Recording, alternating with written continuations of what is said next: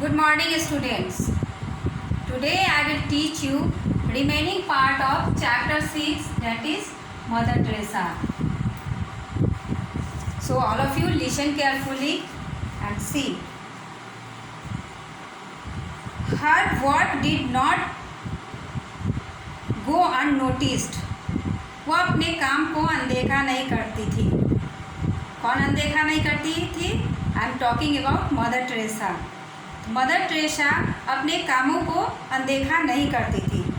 She received admiration and respect from not only India but also the world.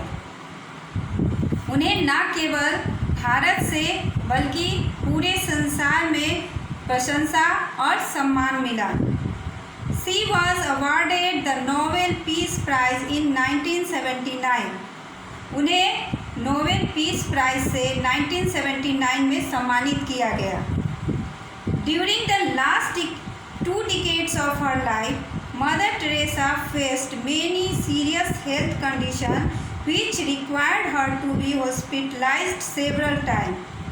जीवन के अंतिम 2 दशक उन्हें कई बीमारियों का सामना करना पड़ा और कई बार उन्हें हॉस्पिटलाइज होना पड़ा. In spite of her deteriorating health, she continued to serve people to the best of her capacity. अपने अस्वस्थता के बावजूद वो अपने कैपेसिटी के अनुसार उन लोगों की सेवा करती रही. She breathed her last on 5 September 1997 at the age of 87. 87 साल की उम्र में 5 सितंबर 1997 में उन्होंने अंतिम सांस ली. Mother Teresa was a living saint who has been a source of inspiration to millions across the world.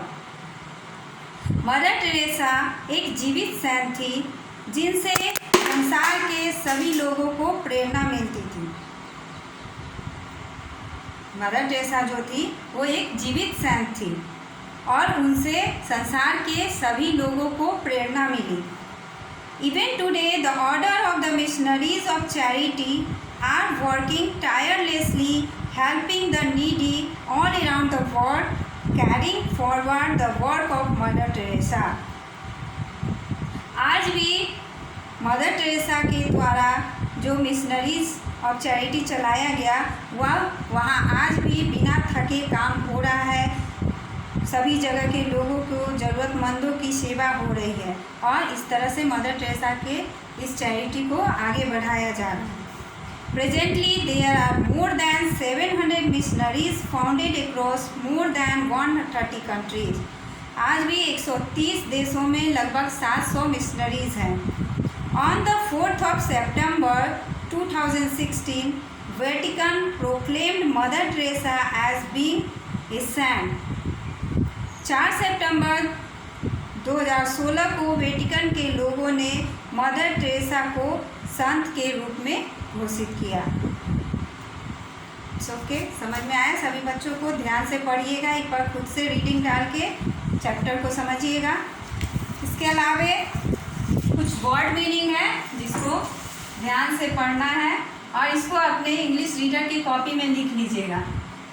मैंने हिंदी मीनिंग लिख दिया है और कुछ वर्ड मीनिंग बुक में भी दिया है. जिसका मीनिंग नहीं समझ में आए तो आप लोग जो ऑनलाइन क्लास होता है उसमें पूछ सकते हैं.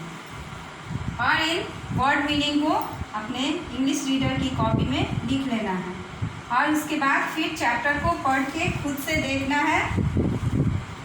Okay, thank you.